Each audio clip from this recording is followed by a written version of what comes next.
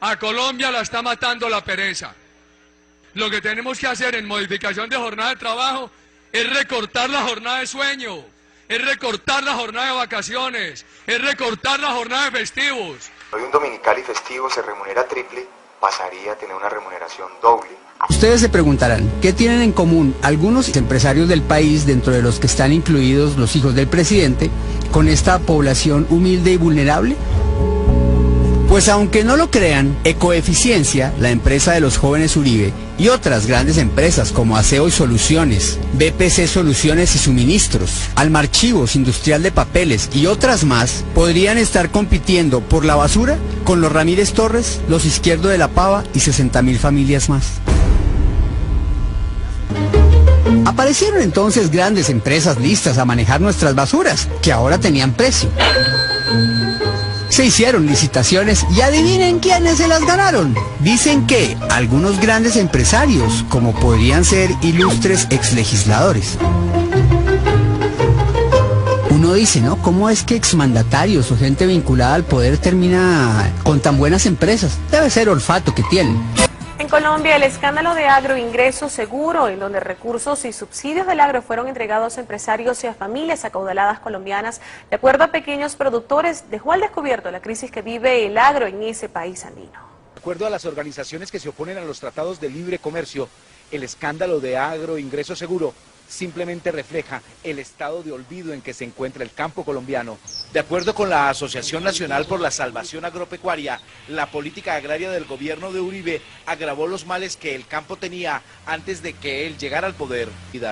Este régimen colombiano siempre ha tenido una política anticampesina y una política agropecuaria que favorece solamente a los grandes propietarios, a los grandes productores, o sea, una política pro rico y anticampesina. Tomás y Jerónimo Uribe, a través de un fideicomiso contratado por una empresa cuya mayoría controlan, compraron 2 lotes en Mosquera, Cundinamarca, que en diciembre fueron declarados zona franca por el gobierno de su padre, el presidente Álvaro Uribe. Existen que los terrenos más grandes de la fiducia de Tomás y Jerónimo Uribe se convirtieron hace 4 meses en zona franca, por una decisión de altos funcionarios del gobierno del presidente Uribe. El área se convirtió en zona franca gracias a la decisión de subalternos del presidente Uribe. Se necesitan 2 pasos. Primero, el concepto de la Comisión Intersectorial de Zonas Francas, compuesta por 3 ministros y otros 2 altos funcionarios que dependen directamente del jefe de Estado. Y luego pasa la decisión final al director de la DIAN.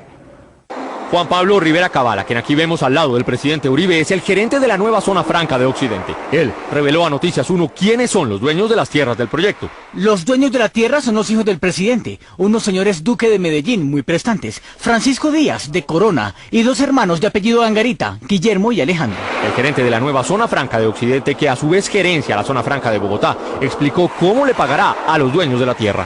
Recibirán un porcentaje por la venta de cada lote. Tendrán ingresos por la tierra, pero no por los edificios.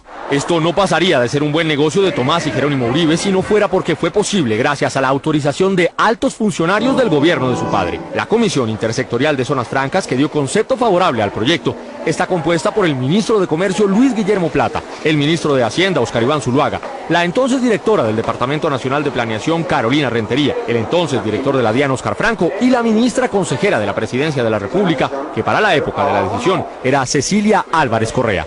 Cuando el ministro Plata comunicó el concepto favorable, resaltó las calidades de la nueva zona franca de Occidente a tal punto que sus palabras se convirtieron en parte de la publicidad del proyecto. Situada en el centro de los nodos de transporte claves para la transferencia de carga, colindando con el futuro tren de cercanías, la zona franca de Occidente acercará su negocio con Colombia y con el mundo. Gracias al concepto positivo de los ministros y de Planeación Nacional, la DIAN autorizó por esta resolución del 18 de diciembre del año pasado la creación de la nueva zona franca de Occidente. Un día antes, los hermanos Uribe y sus socios de Residuos Ecoeficiencia decidieron escindir la compañía y crear 2 nuevas empresas. A una de ellas, llamada Yogur S.A., le transfirieron los derechos fiduciarios de los lotes de Mosquera. El enriquecimiento dejó una huella imborrable en los libros. Los derechos fiduciarios, que minutos antes estaban valorados para Residuos Ecoeficiencia en 33.926.553 pesos con 11 centavos, pasaron a valorarse en la nueva compañía en 3.092.998.621 pesos. Es decir, Los propios libros registrados por las empresas de los hermanos Uribe demuestran que el valor contable de las tierras se multiplicó casi 100 veces, o sea, que obtuvieron un porcentaje cercano al 10.000% como utilidad de la operación. Noticias 1 solicitó insistentemente una entrevista a los hijos del presidente. Tomás Uribe decidió declinar esa posibilidad, pero entregó su versión sobre estos hechos al director de Noticias 1.